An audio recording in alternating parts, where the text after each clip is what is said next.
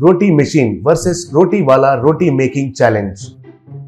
पंकजनाथ खेकर एक insurance agent रहता था। उसकी बीवी का नाम था सावित्री। उसका बेटा भीमसेन 10th फेल होकर बहुत साल हो गए थे।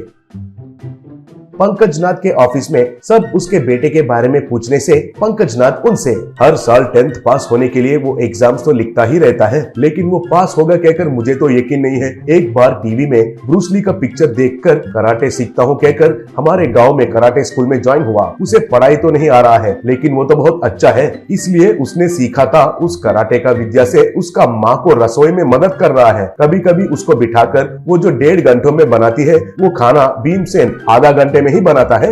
इतना ओवर फास्ट है, फिर भी उस विद्या का क्या फायदा, ढंग से कमाई तो नहीं देता है, वो कैसे जिएगा कि क्या है कहकर दुखी होता था। उस गांव में 2 अनाथ आश्रम थे। बापू अनाथ आश्रम गांव में था और विवेकानंद अनाथ आश्रम गांव के बाहर हाईवे पर था। उधर बहुत सारे बच्चे थे। एक दिन विवेकानंद हॉस्टल का वार्डन निरंजन गुप्ता से क्लर्क, अभी म्युनिसिपल ऑफिस से नोटिस आया है सर, हमारा हॉस्टल के बगल वाला हाईवे को बढ़ा रहे हैं, इसलिए हमारा हॉस्टल को 1 हफ्ते में खाली करना होगा कहकर नोटिस दिखाया। उस नोटिस को देखकर निरंजन दास गुप्ता हैरान होकर, अरे ये क्या हो गया है, अब इस हॉस्टल को खाली करने से इन बच्चों को कहाँ ले जाना है, कहाँ उनको आश्रय देना है कहकर दुखी हुआ। तब क्लर्क, ऐसा नोटिस आएगा कहकर सब कलेक्टर ऑफिस से कल ही फोन आया था सर, लेकिन आप नहीं थे। गांव में रहने वाले बापू हॉस्टल में कुछ खाली कमरे हैं कहकर कह रहे थे, हमारे बच्चों को उधर शिफ्ट करने के लिए सब कलेक्टर जी कह रहे थे। बहुत जल्द ही हॉस्टल के लिए एक नया जगह भी अलॉट करेंगे कह रहे थे सर। कहा ऐसे सारे बच्चे उस बापू हॉस्टल में शिफ्ट हो गए थे।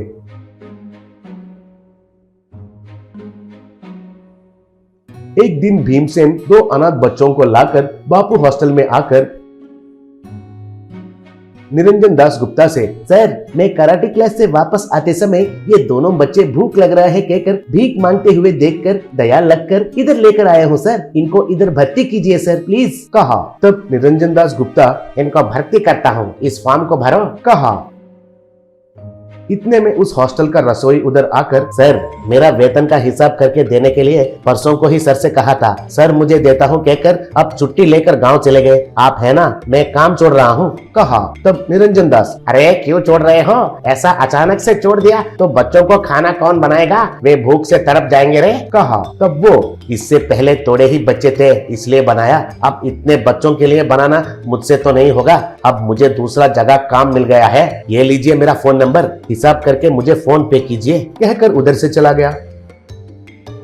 तब निरंजन दास समय देखकर, अरे बाप रे, अब तो 12 बज रहा है, अब बच्चों को खाना कहाँ से मंगाऊं, इनका भूख कैसे मिटाऊं कहकर सर पकड़ लिया। तब भीमसेन, सर मुझे हालात समझ में आ गया है, आपके जैसे मैं भी बच्चों को मुसीबत में नहीं देख सकता हूँ, पहले आपका किचन कहाँ है दिखाइए, बच्चों का भूख के बारे में मुझे छोड़ दीजिए कहा। तब निरंजन दास गुप्ता, तुम खाना पका सकते हो क्या बाबू, वो भी इतने सारे बच्चों के लिए पूछा। तब भीमसेन, वो सब मैं बाद में बताऊंगा, अब तुरंत खाना पकाना शुरू करना है, 1 बजे के अंदर बहुत सारी रोटियां बनाना है, चलिए चलिए कहा।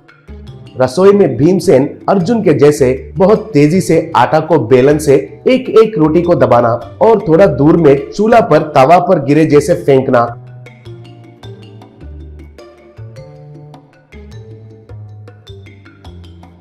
वो अच्छे से पकने के बाद उनको नीचे चटाई पर डालकर बहुत तेजी से काम करने लगा।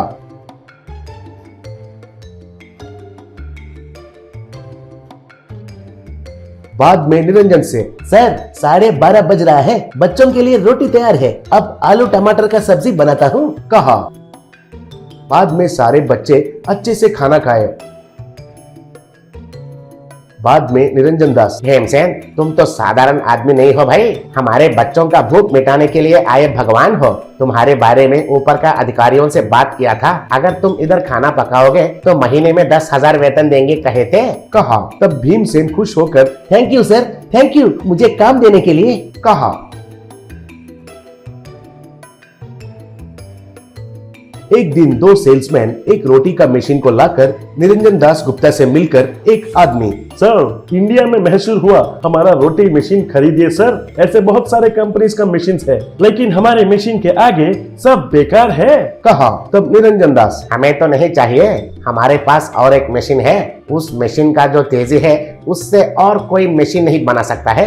ये देखिए, यही है वो मशीन, नाम है भीमसेन। कहकर भीमसेन को दिखाया। तब वो आदमी, सर हमारे मशीन के आगे और कोई मशीन काम नहीं आ सकता है सर। ये हमारा कंपनी का चैलेंज है, चाहिए तो मुकाबला रखिए। अगर जीत गए तो आपको हमें कुछ देने की जरूरी नहीं है, वही हमारे लिए बड़ा पब्लिसिटी है। अगर हार गए तो हम आपको 5 लाख रुपए देंगे। कहा।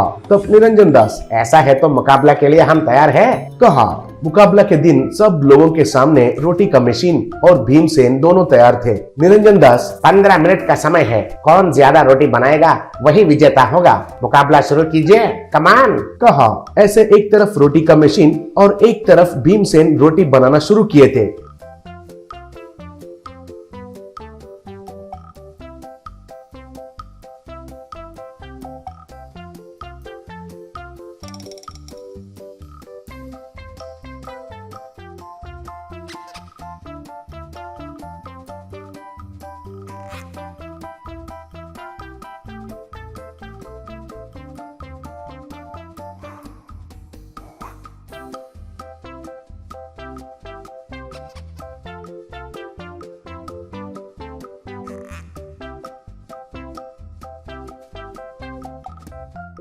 ऐसे 15 मिनट गुजर गए थे। बाद में 2 बड़े आदमी रोटी को गिनकर एक आदमी, कंपनी का मशीन ने 86 बनाया, भीमसेन ने 106 बनाया, इसलिए भीमसेन ही विजेता है, कहकर घोषणा किया। तब सब लोग तालियां बजाए।